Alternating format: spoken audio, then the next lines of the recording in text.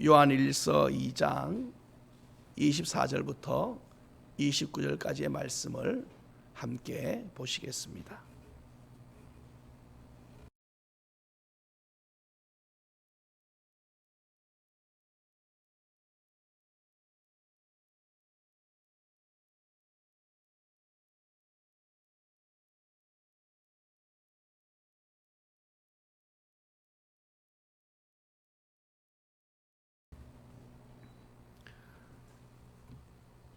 영적 안전지대에 살고 계십니까? 라는 제목으로 함께 말씀을 받고자 합니다. 마지막 말세에 되면 적그리스도의 때가 된다. 그리고 이 적그리스도는 바로 예수 그리스도를 부인하는 자들이다. 어제 우리가 함께 나누었습니다. 주께서 진리의 영으로 오셨는데도 불구하고 사람들은 예수 그리스도를 부인하고 마치 자기가 진리인 것처럼 떠드는 사람들이 많이 있습니다. 중요한 것은 그들은 어둠의 영이 씌어서 그렇다 손치더라도 그들의 그 미혹의 말에 마치 그것이 참인 것처럼 따라가는 우리 일반 사람들. 참 여러분, 영혼이 얼마나 소중합니까? 영혼은 예수님이 말씀했습니다. 천하보다 귀하다고요. 그런데 그 천하보다 귀한 그 영혼을 양의 탈을 쓴 늑대에게 맡기는 꼴이 되어버린 거예요. 어찌 되겠습니까? 여러분이 가장 소중히 여기는 것을 아무나 맡깁니까? 절대 몇 번 살펴보고 또 점검해보고 또 물어보고 얼마나 다지고 다져서 그래서 여러분이 맡깁니까? 그런데 우리는 우리의 영혼의 이 귀중함을 모르기 때문에 아무한테나 그냥 덥석덥석 그냥 맡아버리기. 결국에는 큰 일이 났지요. 그래서 얼마나 슬픈 일을 만나는 사람들이 많은지 우리가 이들을 위해서 기도해 주면서 분별의 영과 지혜의 영과 함께 어둠의 영으로부터 해방되기를 기도해 주십시다. 이게 이 시대에 지금요, 사람들이 몸이 아파서도 힘든 사람도 있지만은 마음이 뺏겨서 힘든 사람도 참 많이 있습니다. 너무나도 슬픈 일들이 많지요. 요한은 우리에게 요한 1서를 통하여서 적그리스도를 경계하라는 거예요. 그리고 이겨내랍니다. 분별해내라는 거예요. 그래서 오늘 본문 뭐냐면은 오늘 본문은 바로 이걸 위해 썼다는 거예요. 오늘 한번 읽어볼까요? 자, 한번 같이 한번 보십시다. 26절 시작. 너희를 미혹하는 자들에 관하여 내가 이것을 너희에게 썼노라. 미혹하는 자들에 관하여 대적 적그리스도로부터 넘어지지 말 것을 당부하기 위하여 이걸 썼다는 거예요. 오늘 여러분 본문의 중심 단어가 하나 나와요. 중심 단어가. 오늘 본문 여러분이 읽다 보면 자주 등장하는 단어가 나오는데 24절부터 29절까지에 쭉 보면은 한번 찾아보겠습니다. 그 가장 많이 나온 단어가 거하라. 자, 한번 동그라미 채워서 한번 24절에 읽으면서 너희는 처음부터 들은 것을 너희 안에 거하게 하라. 처음부터 들은 것이 너희 안에 거하면 너희가 아들과 아버지 안에 거하리라. 27절에 너희는 주께 받은 바 기름 부으심이 너희 안에 거하나니. 그리고 제일 끝에 그대로 주 안에 거하라. 28절에 자녀들아 이제 그의 안에 거하라. 6번씩이나 거하라. 거하라.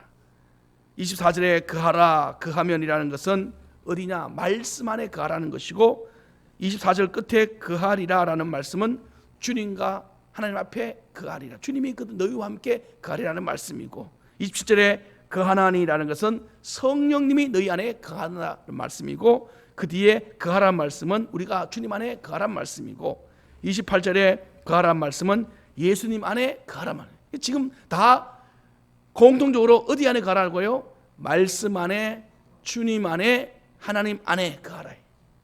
이게 바로 요한이 우리에게 가르쳐준 영적 안전지대라는 뜻입니다. 이게. 여러분 피난이 나면 난리가 나면 피난을 찾습니다. 피할 길을 찾습니다. 그럴 때 여러분 어디로 피합니까? 가장 안전한 지대로. 우리나라 건축법에 의하면 이 건물들이나 모든 건물의 건축에는 반드시 비상구를 설치하게 될 의무가 있습니다. 재난을 당할 때 가장 신속하게 안전지대로 피할 길을 만들어 놓은 거예요. 그거는 보통 때는 별로 그냥 쓰이다가 정말 요긴할 때는, 정말 문제가 생겼을 때는 그 피할 길, 그 비상구가 얼마나 요긴한지 몰라요. 저 여러분들에게 영적 안전지대로 피할 수 있는 그 비상구가 항상 열려있기를 축복합니다. 이게 바로 우리가, 그곳이 어디냐? 그 안전지대가 말씀 속이고 예수님 속이고 하나님 속이래요. 근데 사람들은 이런 안전지대를 잘 몰라. 그래서 많은 사람들이 노아 때는 안전지대가 홍수였어요. 노아 방주였어요. 홍수라는 그 대환란이 왔을 때는 방주였단 말이에요. 근데 그들은 안전지대가 방주라는 것을 몰랐어요. 저게 왜 있냐 할 정도로, 쓸데없이 저게 왜 있냐, 쓸데없이. 여러분 쓸데없는 것이 어디 있습니까? 그게 생명줄인데. 그래서 그들은요 전부 산으로 올라가면 될 줄 알았어요. 높은 나무 올라가면 될 줄 알았습니다. 튼튼한 바위 위에 숨으면 될 줄 알았습니다. 여러분 어느 정도 한계가 있어요. 물론 그것도 안전지대 맞지만은, 그건요 어느 정도의 선에서는 안전지대지만은 더 넘어간 위험이 오면 그것조차도 무용지물이 되어버리는 거예요. 우리에게 여러분 많은 사람들이 문제가 생기면 아는 사람 찾아가고, 또 돕는 사람 또 불러가고, 또 인맥을 동원하고 학력을 동원하고, 물론 약간의 안전지대 우리의 삶에 도움은 줍니다만 그 이상의 위험이 더 넘치면 말입니다. 여러분 주님의 품으로 들어오시기를 바랍니다. 이걸 다윗은요 너무나도 자기의 인생 속에서 잘 알았어요. 그래서 다윗이 신앙 고백한 고백을 우리 한번 찾아보면, 자 한번 시편으로 가보십시다. 시편 118편, 시편 118편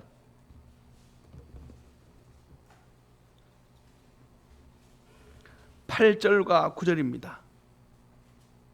시편 118편 8절 9절입니다.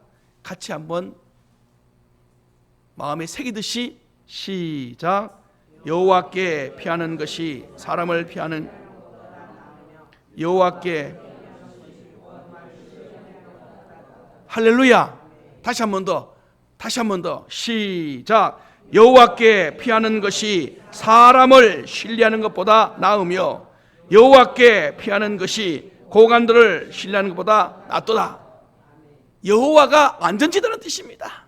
환란이 왔을 때, 문제가 생겼을 때, 정말 내 힘으로 감당할 수 없는 일이 생겼을 때 사람에게 신뢰해요. 고관이란 말은 권력 있는 자들이고 능력 있는 자들입니다. 나보다 높은 자들입니다. 그 사람들한테 여러분 신뢰합니까? 여러분 그것보다 100번, 아니 100번이 뭡니까? 말할 수 없이 여호와께 피하는 것이 낫다는 거예요. 그러면 이 고백을 하는 이 시편 기자가 어떤 고난을 당했을 때 이것이 더 확실하게 드러났느냐? 10절과 14절까지를 읽어보면 더 확실해요. 10절에 문나라가 나를 줄것에요 에워쌌으니, 나라가 에워쌌다는 말은 여러분 얼마나 전쟁, 나라가 에워쌌다는 것은, 전쟁은요 죽음 아니면 생명입니다. 저건 다 죽어요. 자비가 없습니다.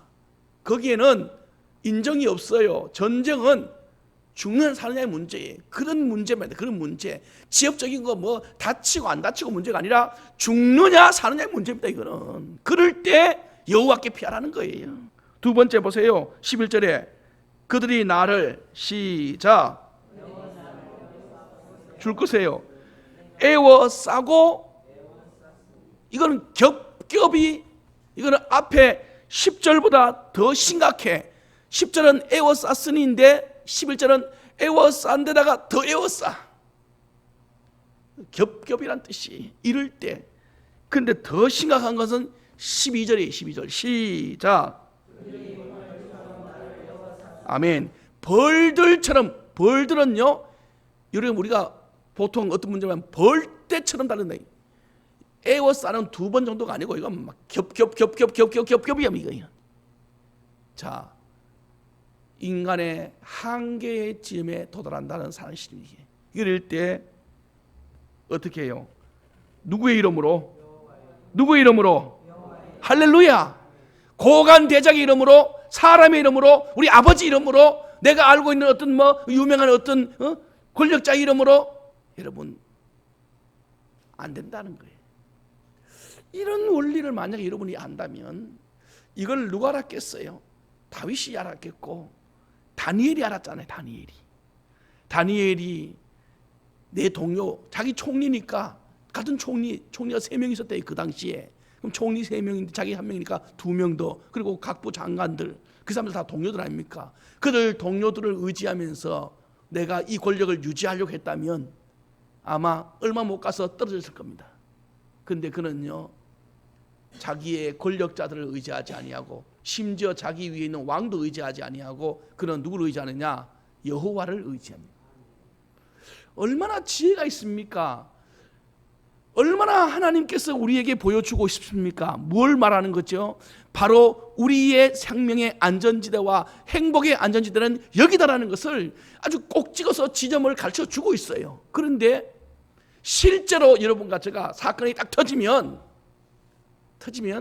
우리는 여호와를 찾기보다는 사람 찾기에 바쁩니다. 이게 우리입니다. 우리 누구도 할 것도 없어요. 저도 여러분도. 그러니 성경을 보고 우리는요, 깨달았고 회개해야 됩니다. 회개해야 돼. 여러분 마음을 정해야 됩니다. 따라합시다. 여호와를 기쁘시게, 여호와만을 경배하게. 아멘. 아예 여러분이 그냥 그런 마음을 머릿속에 깍 집어 넣어요. 내가 뭘 하더라도 하나님 기쁘시게, 하나님 기쁘시게. 무엇을 생각하더라도 하나님 기쁘시게. 내가 어떤 선택을 할 때 이게 나의 기쁨이 아니라 하나님 기쁘게. 사단 마귀가 여러분을 올가매려고 와서 벌떼같이 오더라도 하나님 안에 거하면, 하나님의 그 안전지대로 들어가면, 하나님을 기쁘시게 하기만 하면 그들은 여러분과 저에게 미혹할 수가 없어요. 그런 사람을 하나님이 가만히 두겠습니까? 절대 가만히 안 둬요. 이 시대에 다윗은 참 드물어요. 다니엘은 참 드물어요. 항상 저의 속에 다윗과 다니엘이 제 마음에 있어요. 그래서 무슨 일 할 때 나한테 손해가 나는 일이 생기고 예수를 선택하면 분명히 힘든 일이 생길 것이 눈앞에 훤합니다. 그때 다니엘이 여기 있었다면 어떻게 할까? 고민할 것도 없어요. 문을 확 제키고 여호와 하나님 아버지라고 기도해버린 그 사람. 그래서 저도 고민한다는 것은 아직도 여러분과 제가 사람과 여호와를 저울질하고 있는 거예요. 여러분 스스로가 알아야 된다. 그걸 우리가 고민할 것도 없습니다. 그냥 바로 하나님입니다. 그러다가 누구 회사에서, 직장에서, 또는 가정에서, 또는 어떤 일에서 한번 따라해 보실래요? 생사하복은 여호와의 손에 있습니다. 믿습니까? 한나의 기도를 또 기억하셔야 됩니다. 올리기도 하시고 내리기도 하시고 넘어지기도 하시고 세우시기도 하시고 살리기도 하시고 죽이기도 하시고, 사람들이 아무리 나를요 갖다 집어 던져도 그것조차도 하나님의 은혜와 허용 안에서 이루어진 일이라. 욥을 보세요. 욥을. 이렇게 많은 인생들이 자기의 인생을 걸고 여호와를 신뢰하면 어떻게 된다는 것을 그들은 자기의 삶을 걸고 우리에게 보여주고 있어요. 그런데 우리는 이렇게 말합니다. 아직도 예수가 밥 먹여주냐, 예수 믿으면 좋은 것이 뭐가 있냐, 이런 말을 들을 때마다 우리 주님께서 뭐라 하시겠을까? 여러분 누가복음 12장 8절 9절에 보면 예수님이 무엇을 했냐면은 너희가 사람 앞에서 나를 시인하면 나도 하늘에서 나의 사자들에게서 너를 시인하리라.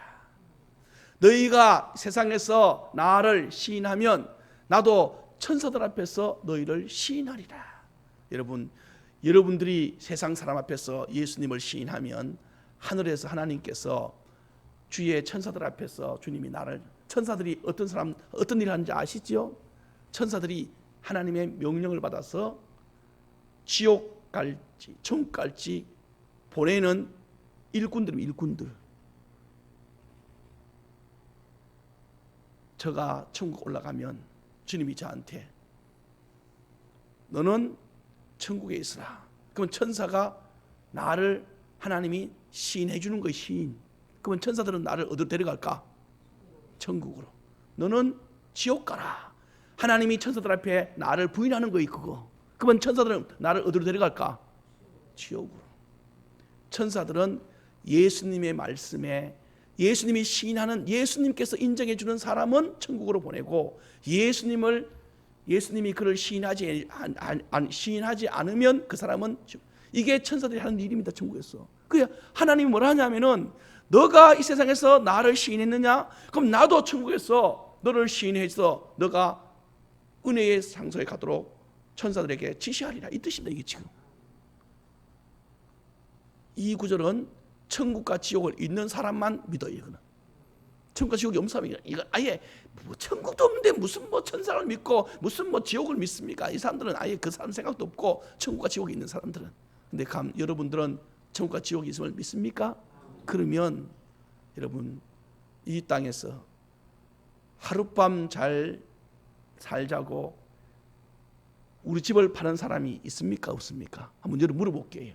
하룻밤 잠 잘 자기 위해서 숙박비를 얻기 위해서 호텔 하룻밤 잘 자기 위해서 우리 집을 팔아서 숙박비를 낸다. 그런 사람이 있을까 없을까? 그러면 이 세상에 잠시 있는 이 땅을 위해서 내 천국에 내 집을 팔아서 이 땅을 채워요. 하룻밤 숙박비를 위해서 이 땅에 집을 파는 것이나 잠시 있는 이 세상을 위해서 천국에 집을 파는 것이나 똑같은 일입니다. 똑같은 일. 근데 우리는요 하룻밤 숙박을 위해서 집 파는 것은 너무나 잘 알아서 그런 일을 왜 하느냐, 그래 어리석은 자라 라고 큰 소리 치면서 어떤 녀석이 그런 일을 하느냐, 바보 같은 녀석이다 하는데 이렇게 말합니다. 하나님이 너가 그런 사람이다. 여러분 하나는 알고 둘은 몰라요. 꼭 우리는요 보여줘야, 사실 보여줘도 모르는 사람이 태반이죠. 보여줘도 모르는 태반이고, 그게 누구예요? 이스라엘 백성들. 광야에 살면서 만나를 내려주고 메추라기를 내려주고 구름 기둥 불 기둥으로 인도하고 대적을 이기게 해주고 물을 쏟게 해주고 40년 동안 매일 기적을 보여주고 기적 속에 살아버려. 그런데도 가나안 땅 못 들어가요. 여러분 이게 여러분과 저의 현재의 믿음의 현 주소입니다. 이게. 그러니 아무리 이야기한들 어찌 이걸 해결할까? 그런데 감사한 것은 깨닫는 자가 있습니다. 성령님이 오셔서 여러분과 저를 생각나게 하시고 알게 하시고 가르쳐 주신 줄로 믿습니다. 그래서 여러분과 저는 은혜라고요. 은혜. 이게 은혜입니다. 참 제가 어떤 TV 사는 영화가 있었어요. 틀다가 보니까 영화 나오는데 그 내용이 작가가 되기 위한 과정을 그리는 영화예요. 한 대학생이 습작을 합니다. 교수님에게 갖다 내요. 교수님이 보고 이것도 그리냐 하면서 버려요. 그래서 이 젊은 청년이 작가는 되고 싶고 출판을 하고 싶은데 글을 써내면 다 낙제예요. 낙제. 그래서 이 청년이 고민하다가 그리고 졸업을 하고 그리고 또 군대 가서 또 거기서 훈련을 받고 또 다시 와서, 그러니까 나이가 벌써 많이 됐죠. 그런데도 아직까지도 이 작가가 이런 글들을 내지 못한 겁니다. 그러다가 어떤 스승을 만났어요. 나이 많은 스승을 만났는데 그 스승이 이렇게 말합니다. 왜 작가가 되려고 하느냐, 이런 말을 해요. 그때 그 후보생이 하는 말이 책을 펴내고 싶대. 그런 마음으로 작가를 하면 중압감에 책을 펴내야 된다는 그런 압박감 때문에 글이 안 나온. 진짜 작가는 당신의 그 글이 다른 사람이 읽어주든 말든, 당신의 그 글이 책으로 나오든 말든, 당신은 글 쓰는 즐거움을 알 때 비로소 작가가 됩니다. 이런 이야기를 해줘요. 그래서 그 후보생이 다 깨달아요. 아, 내 글이 누구한테 읽혀지든 말든 상관없어. 이게 책으로 나오든 말든 상관없어. 나는 그냥 글 쓰는 것 자체만으로도 감사하고 즐거워하는 거예요. 그것을 당신이 깨달을 때 비로소 당신은 작가가 돼. 그래서 그 친구가 그렇게 말한 거예요. 나는 글 쓰는 목적이 누군가 읽어줘야 되고 책을 봐야 돼. 읽어주지 않으면 내가 왜 작가하냐. 그럴 때 말하는 거예요. 진정한 작가는 내 속에 있는 즐거움으로 끝까지 하는 거다. 그래서 이 이야기를 하는데, 그리고 난 다음에 제가 이제 다른 걸 이제 잠깐 본다고 들었는데, 그 부분만을 딱 보는 순간에 무슨 생각이 나면은 우리 그리스도인이 된다는 것이 무엇일까를 다시 생각나게 해요. 여러분이요, 여러분들이 그리스도인이 된다는 것과 예수 삶을 산다는 것은 누군가에게 보여주기 위한 것도 아니고 칭찬받는 것도 아니고 내가 이렇게 한다고 누가 알아달라고 말하는 것도 아니고, 따라합시다. 내 안에 감사와 기쁨으로 하나님께 드려지기만 하면 족합니다. 할렐루야. 깨닫기를 축복합니다. 우리가 자꾸 뭘 할 때 모양이 보여지고 만들어지고 누군가에게 인정받기 시작하고 자꾸 이런 것을 의식해서 이게 없으면, 그러니까 혼자 있으면 그리스도인이 아니에요. 같이 있어야 그리스도인이에요. 같이 있어야. 왜? 그래야 내가 그리스도인답게 살면 그 사람들이 아이고 우리 장로님이 멋있는 신앙생활 하네, 우리 권사님 참 멋있네, 아이고 우리 목사님 참 좋으시네, 이렇게 말하다가 혼자 있으면 아무도 봐주지 않으니까 그때는 그리스도인이 아니에요. 여러분, 이게 바로 우리의 약점이에요. 약점. 다니엘은 같이 있든 혼자 있든 그리스도인이었어요.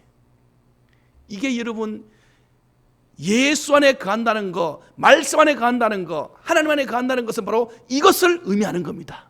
여러분들에게 이 믿음과 이 은혜가 있기를 축복합니다. 혼자 와서 아무도 없는 곳에 혼자 와서 기도해도 그때도 그리스도인, 그리고 내 혼자 방에도 있어도 그리스도인, 그리고 사람들 많이 있어도 그리스도인, 아니 심지어 나를 대적하는 자들이 천지 겹겹이 쌓여서도 그리스도인.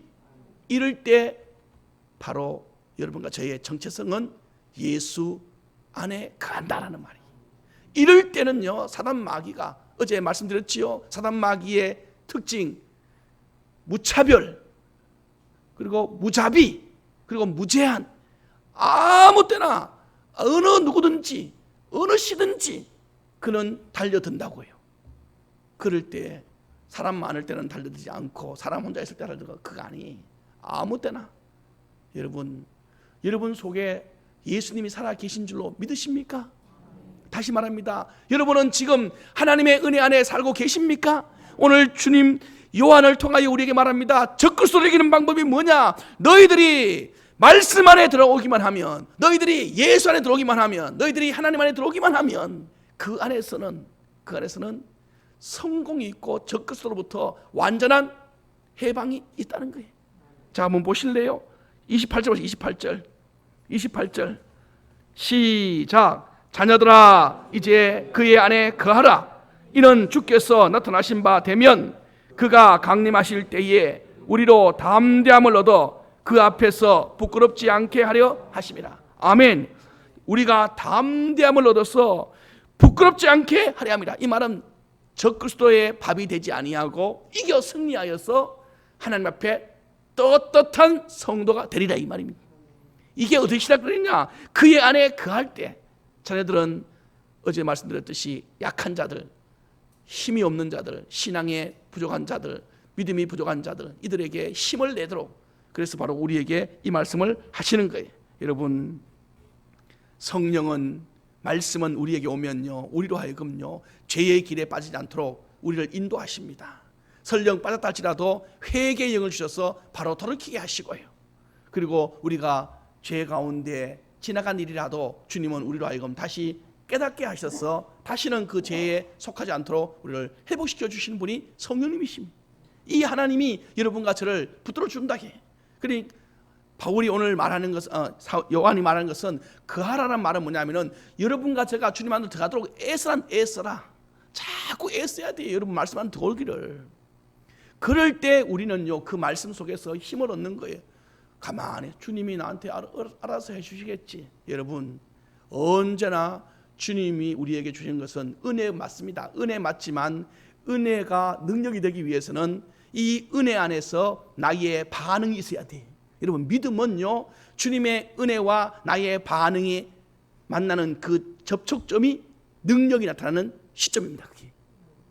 여러분 뭐 기도하라는 이유가 뭐냐? 하나님이 복 주시려고 은혜 내주시려고 내려오신 거예요. 그 여러분들에게 말합니다. 기도하라는 것은 내가 기도할 때 나의 믿음의 반응이 있는 상태예요. 그래 거기서 만나는 그 스파크점이 바로 기적의 현장의 여기가. 그런데 우리는 하나님이 다 알아서 해주시겠지. 이게 옛날에 우리가 잘못 가르쳤던 그리고 잘못 배웠던 신앙 중에 한 가지. 외국인들은요 유럽의 기독교인들은 이렇게 안 배웠어. 그 사람들은 철저한 헌신과 희생을 배운 사람들이. 그래서 한국에 이렇게 많은 그리스도인이 많아도 삶에 영향력을 못 미치는 것은 외국에는 그 다른 유럽이나 북미나 이런 나라의 기독교인들은 참 삶이 곧 그리스도인입니다. 그래서 그들은 본이래요. 본이. 그 한 사람만 있으면요 그 동네 사람 전체가 예수 그리스도의 이름으로 많은 일을 하는 걸 보면서 그리스도 교회로 많이. 우리나라는 이제 해야 할 일은 우리는 은혜를 많이 강조한 나라였어요. 왜? 우리가 너무 힘든 나라이기 때문에. 그런데 이제는 은혜와 함께 또 강조해야 될 것이 하나 있는데 따라합시다. 주를 위한 믿음의 헌신이 지금이 필요할 때입니다. 그래서 이제는 곳곳에 그리스도인의 옷을 입고 가서 섬기는 것이 필요해요. 이제는 우리 시대가 그런 시대. 우리나라가 성숙 많이 했기 때문에 이제 그런 걸 해야 할 시대. 그래서 여러분이 구석구석 들어가서 예수 이름으로 낮아져야 돼. 지금은 이제는 말로 하면 안 돼. 말로 행동을 옮겨야 돼. 회사 가서 가장 굳은 일은 내가 한다. 그리고 누가 나한테 무슨 말을 해도 사랑한다. 그리고 우리 때문에 피해보는 사람이 없도록 해주겠다. 이런 마음으로 자꾸 여러분과 저를 하여금 예수 안에서 우리가 낮아지는 자세를 취하면 취할수록요 여러분 주변의 사람들이 스스로 돌이킵니다. 이제 저게 예수 삶이구나. 저게. 그래서 예수께 거한다는 이 단어 속에는 이게 주의 첫 번째 말씀 안에 거한다는 뜻인데 이 말씀은 바로 우리로 하여금 죄로부터 분리시켜주는 능력을 가르쳐줍니다. 시편 119편은 말씀장이라 했어요. 말씀장. 그 말씀 시편 119편의 별명이 말씀장인데 시편 119편이 제일 긴 장입니다. 그 긴 장 중에 몇 구절만 뽑아준다면 이런 구절들이 있습니다.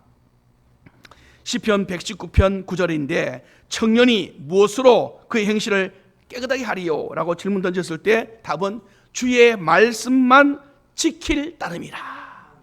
또 다음 구절이 있어요. 119편 11절에 보면은 내가 주께 범죄하지 아니하리 하여. 그 다음에 범죄하지 않기 위해 한 일이 있단 말이에요. 그게 뭐냐? 주의 말씀을 내 마음에 두었나이다.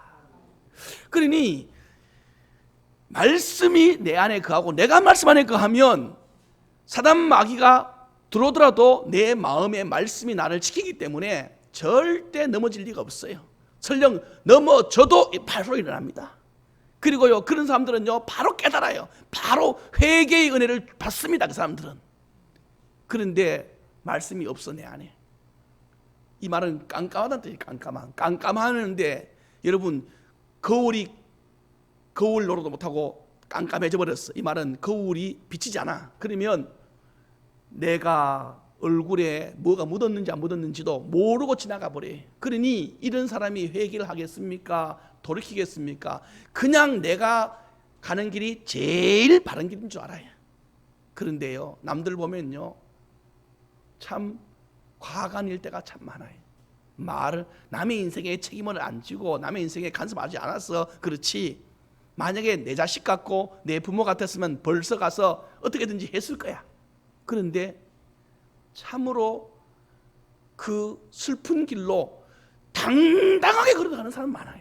내가 깜짝 놀랍니다. 주여, 저러면 안 되는데, 저러면 안 되는데. 뭘 말하려면 시비부터 걸려고 하니까 뭘 말을 못 하겠고. 여러분에게 부탁합니다. 따라합시다. 주의 말씀 안에 사십시다. 주 안에 거하는 거. 오늘 예수 안에 거하라. 예수 안에. 보세요. 오늘 예수님 안에 거하라. 그의 안에 거하라. 주님 안에 거한다는 것은 예수님의 삶을 재현하는 거라 했어요. 재현. 재현은 뭐예요? 예수님을 따라 사는 삶. 이건 이미 우리가 앞서서 배웠어요. 앞구절 한번 찾아볼까요? 앞구절 찾아보십시다. 우리 함께 1장 3절, 요한일서 1장 3절, 우리가 예수의 삶을 재현하는 것이라 했어요. 자, 3절, 1장 3절입니다. 시작.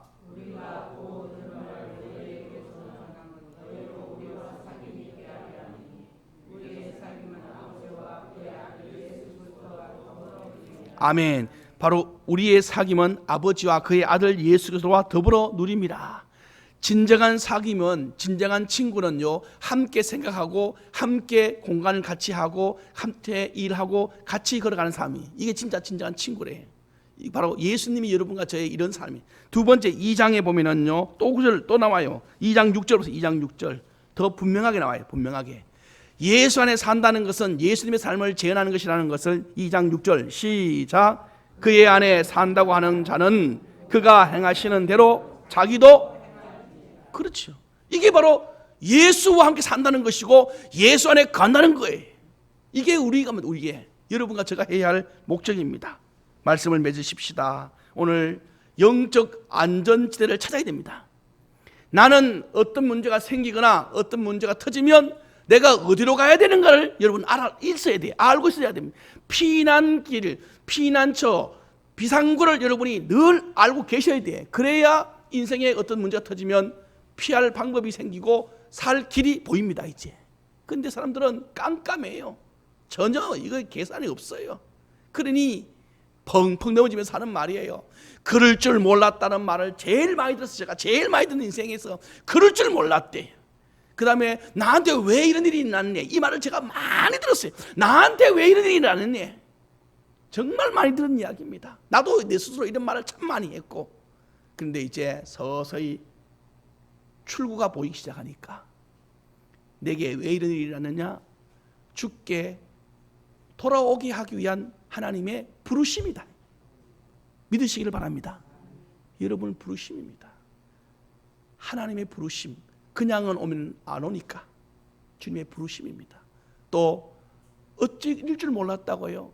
여러분 주님의 은혜 안에서 여러분과 저의 삶의 모든 것은 따라합시다. 주의 사랑에 은혜 안에 있는 일입니다. 이럴 줄 몰랐단 말 하지 말고, 이것도 은혜 안에 일어나는 일이다. 그렇게 여기면 오늘 하루 여러분과 저는요, 천만인이 여러분과 저를 둘러치고 에워싸고 벌떼처럼 에워싸도 고관을 의지하지 아니하고 사람을 의지하지 아니하고 하나님을 의지하는 그 마음, 그 안에 피하기만 하면 여러분과 저는요, 평안한 축복의 삶을 누리게 됩니다. 오늘 저는 여러분들에게 이 은혜가 있기를 축복하면서 성령님을 부르십시오. 말씀을 붙드십시오. 예수 그리스도를 인정하십시오. 이것이 우리가 오늘 하루 영적으로 사는 비결 중에 비결입니다. 함께 기도하시며 나가십시다.